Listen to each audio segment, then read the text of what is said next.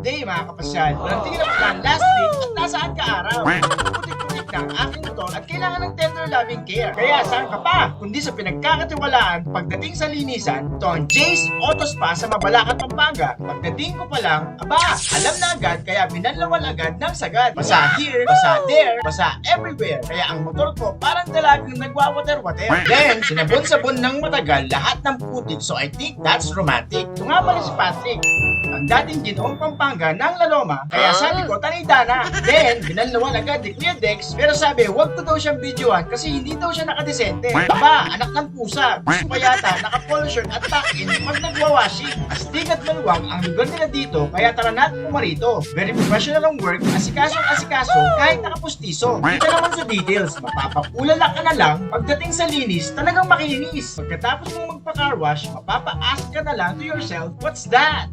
Boom, baby! So, ayan na si Trisha. Bagong linis, pwede na magmabilis. So, sobrang kinis, mawawala ang inis. So, ano pang hinihintay nyo? Punta na dito and let's go! Got an itch I can't scratch, I'm missing a piece that completes a whole part of me, an open wound scar to see.